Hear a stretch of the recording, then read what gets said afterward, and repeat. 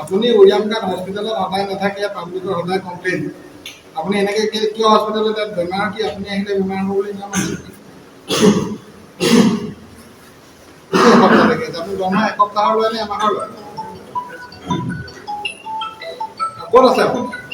ঘৰ ক'ত আপোনাৰ?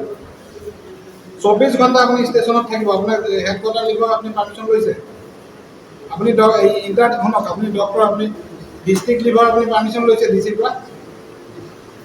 তেতিয়াতো আপোনাক ছাছপেণ্ড কৰিব লাগিব। আপুনি ডিষ্ট্ৰিক্ট লিভাৰ পাৰ্মিশ্যন নোহোৱাকৈ কেনেকৈ ডিষ্ট্ৰিক্ট আহিছে?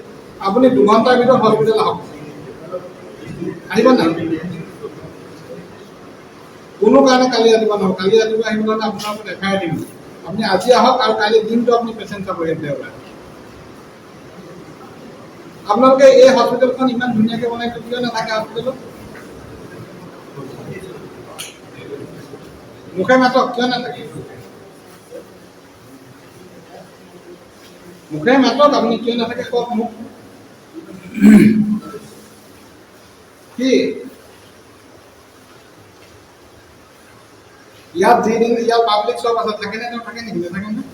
চবেইতো নাথাকে বুলিয়ে কৈ আছে। মইতো এখন শুনক, মই মেনেজমেণ্ট কমিটিৰ চেয়াৰমেন, মইতো জানো আপুনি কি কৰি আছে নাই কৰা। আপুনি ইয়াত যদি 24 ঘণ্টা নাথাকে, মই চেয়াৰমেন, মোৰ পৰা বা ডিচিৰ পৰা পাৰ্মিশ্যন নোলোৱাকৈ আপুনি ইয়াৰ পৰা নাযাব। আপুনি আহক, মই আজিৰ ভিতৰত আহক, গধূলি 1টা বজাত আজি তাৰিখৰ ভিতৰত আপুনি ইয়াত আহক, ষ্টেচনত আহক। আৰু ইয়াৰ পৰা আহি কাইলৈ মোক ইয়াৰ পৰা লোকেশ্যন শ্বেয়াৰ কৰিব। মোৰ ফোন নম্বৰ আছে আপোনাৰ? ফোন নম্বৰ আছেনে আপোনাৰ? আপুনি সদায় ইয়াত ডিউটি কৰোঁতে 3বাৰকৈ দিনটোত ইয়াত উৰিয়া ঘাটত যে আছে, হোৱাটছআপত মোক লোকেশ্যন শ্বেয়াৰ কৰিব দিনটোত 3বাৰ।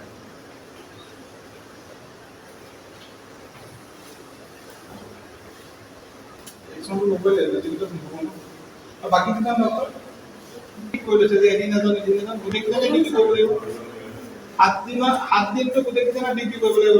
যদি চিফ ডিউটি হয় মৰ্ণিং ইভিনিং হ'ব। আজি বাকী কাৰ কোন ডক্টৰ আছে? কোন ডক্টৰ? কোন ডাক্তৰ আছে? কোন লগত?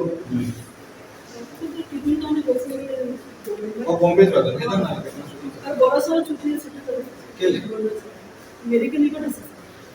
এজনে ডক্টৰ আছে। আপুনি উৰিয়াম কাৰ্ড হস্পিটেলত সদায় নাথাকে, পাব্লিকৰ সদায় কমপ্লেইন। আপুনি এনেকৈ কিয় হস্পিটেলত বেমাৰ কি আপুনি আহিলে বেমাৰ হ'ব বুলি নিয়ম আছে নেকি?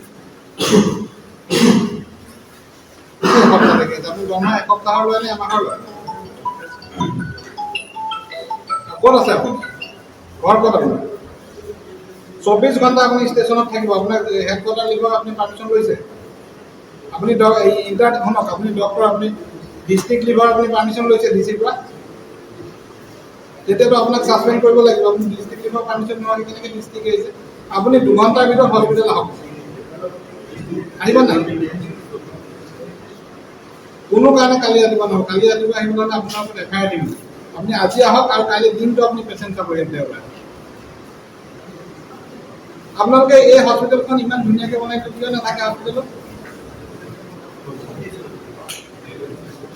মুখে মাতক, কিয় নাথাকে? মুখে মাতক, আপুনি কিয় নাথাকে কওক মোক। কি ইয়াত যিদিন ইয়াত পাব্লিক চব আছে, থাকে নে নাথাকে নেকি? নাথাকে নে? চবেইতো নাথাকে বুলিয়ে কৈ আছে। মইতো এখন শুনক, মই মেনেজমেণ্ট কমিটিৰ চেয়াৰমেন, মইতো জানো আপুনি কি কৰি আছে নাই কৰা। আপুনি ইয়াত যদি 24 ঘণ্টা নাথাকে, মই চেয়াৰমেন, মোৰ পৰা বা ডিচিৰ পৰা পাৰ্মিশ্যন নোলোৱাকৈ আপুনি ইয়াৰ পৰা নাযাব। আপুনি আহক, মই আজিৰ ভিতৰত আহক, গধূলি 1টা বজাত আজি তাৰিখৰ ভিতৰত আপুনি ইয়াত আহক, ষ্টেচনত আহক। আৰু ইয়াৰ পৰা আহি কাইলৈ মোক ইয়াৰ পৰা লোকেশ্যন শ্বেয়াৰ কৰিব। মোৰ ফোন নম্বৰ আছে আপোনাৰ? ফোন নম্বৰ আছেনে আপোনাৰ? আপুনি সদায় ইয়াত ডিউটি কৰোঁতে 3বাৰকৈ দিনটোত ইয়াত উৰিয়া ঘাটত যে আছে, হোৱাটছআপত মোক লোকেশ্যন শ্বেয়াৰ কৰিব দিনটোত 3বাৰ।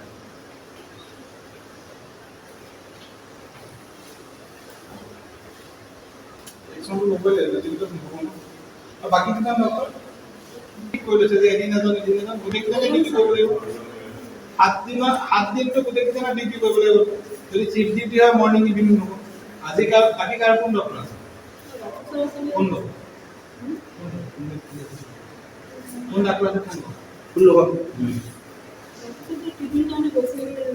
और बॉम्बे जाता है इधर ना और बड़ा सारा छुट्टी है छुट्टी तो के लिए मेडिकल निकट है जाने डॉक्टर से हां जे